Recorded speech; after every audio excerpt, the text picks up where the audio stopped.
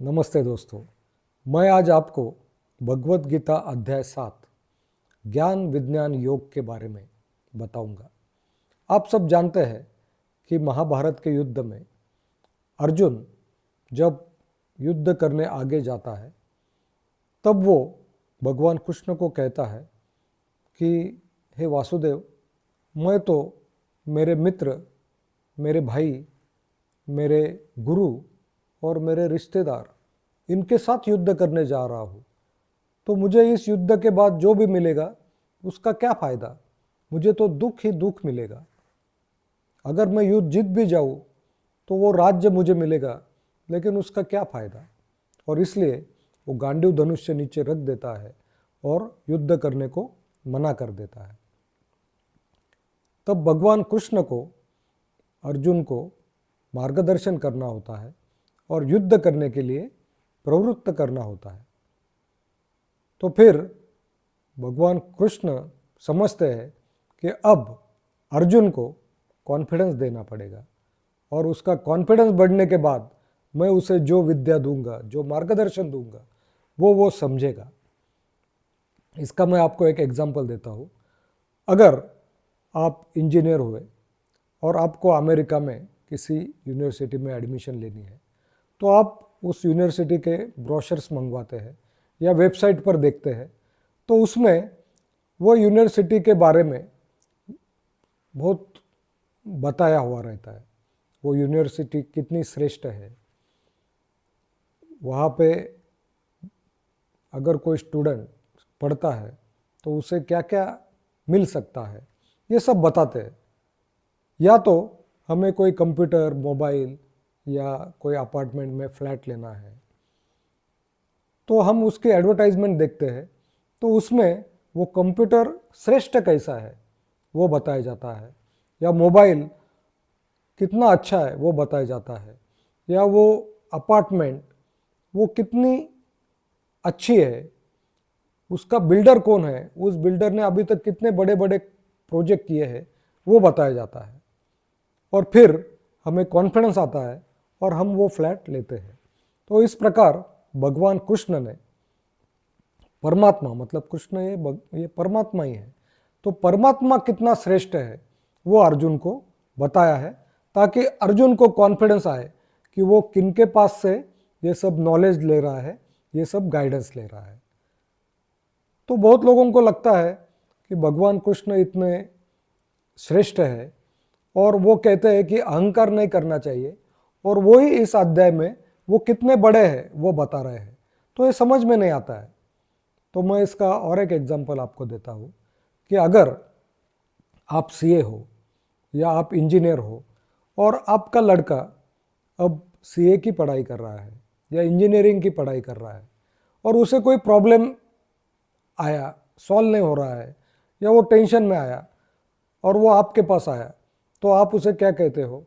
अरे मुझे बता, मैं सॉल्व करके देता हूँ, मुझे ये सब आता है, मुझे डिस्टिंक्शन मिला था। तो उससे उस लड़के का कॉन्फिडेंस बढ़ता है।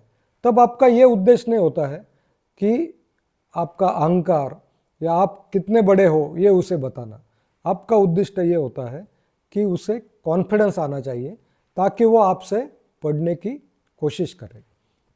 और इसलिए भगवान कृष्ण ने अर्जुन को बताया है कि वो कैसे श्रेष्ठ है, और जब वो कितने श्रेष्ठ है वो अर्जुन को समझ में आएगा, तब अर्जुन को कॉन्फिडेंस आएगा और वो उनके पास से पढ़ने की या सीखने की कोशिश करेगा। और भगवान कृष्ण ये परमात्मा के ही रूप है। आपको भगवान कृष्ण ये बंसी बजाने वाले या कंस को मारने वाले या गायों को लेके जाने वाले या गोपियों के साथ नृत्य करने वाले ऐसे बताए जाते हैं, परंतु वो सिर्फ कृष्ण की भक्ति का एक रूप है। एक्चुअल में वो परमात्मा है, जिन्होंने ये पूरा संसार सृष्टि का निर्माण किया है। भगवान कृष्ण कहते हैं कि जिस प्रकार सब मोतियों की माला में डोर से सब मणि बांधे जाते हैं, उस प्रकार ये संसार सब मैंने बांध लिया है। जो 5 तत्व है, पृथ्वी, आकाश, जल, वायु, अग्नि, मन, बुद्धि और अहंकार, ये जो 8 बातें हैं, ये सब मैंने ही बनाई हुई है।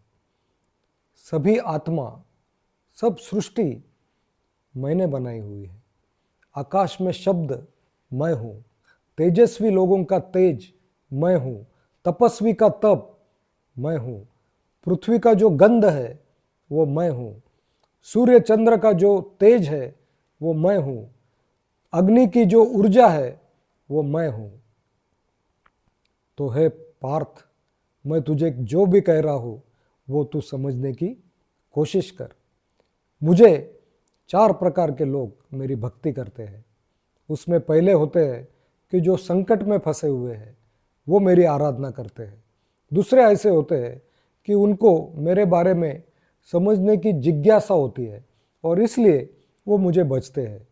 तीसरे लोग ऐसे होते हैं कि जिनको धन संपत्ति की आवश्यकता होती है या कोई इच्छा होती है, इसलिए वो मुझे भजते हैं।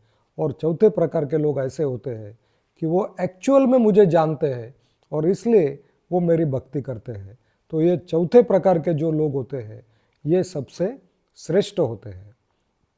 और कृष्ण अर्जुन को कहते हैं कि जो लोग मेरी भक्ति करते हैं वो अच्छे प्रकार के लोग होते हैं और जो लोग मुझे शरण नहीं आते हैं, मेरी भक्ति नहीं करते हैं, वो असुर टाइप के लोग होते हैं। मतलब जो नास्तिक लोग होते हैं वो असुर टाइप के लोग होते हैं। और एक बात भगवान कृष्ण ने कही है कि अगर हम में अज्ञान है, हम माया में फंसे हुए हैं, तो हमें ज्ञान नहीं मिलेगा, हमें प्रकाश नहीं मिलेगा। जिस प्रकार हम सूरज के पास देख रहे हैं और हमें सूरज दिख रहा है, लेकिन कुछ देर बाद अगर घने बादल छा गए तो हमें सूरज दिखाई नहीं देता है। तो इसका मतलब यह है क्या कि सूरज वहाँ पे नहीं है? नहीं, सूरज वहाँ पे है, लेकिन बादलों के कारण वो आपको दिख नहीं रहे हैं। उसी प्रकार अगर हम में अज्ञान है तो हमें ज्ञान दिखेगा नहीं, प्रकाश दिखेगा नहीं, और इसलिए हमें अगर ज्ञान लेना है तो भगवान पर पूरी श्रद्धा रखनी होगी, भगवान पर पूरी भक्ति करनी होगी। और अगर हम भगवान का ध्यान करते हैं, भगवान को ही देखते हैं, भगवान को पूछते हैं, तो हमें मन की शांति मिलेगी, हमारा मन स्थिर होता है और उसके कारण इंद्रियों पर हमारा कंट्रोल होता है और हमारा शरीर फिर बिना कोई फल के वो अपेक्षा से काम करता है और उसकी ये जो निष्काम वो जो काम करता है, कार्य करता है, उसके कारण उसे मोक्ष मिलता है, उसकी सब चिंता दूर होती है और वो शांति से रहता है। और यही ज्ञान है, यही विज्ञान है। तो हे पार्थ, तू मुझे समझ ले और मैं जो भी कहता हूँ उसे तू ध्यान देकर सुन और फिर तुझे दिव्य दृष्टि प्राप्त होगी और ज्ञान तुझे प्राप्त होगा।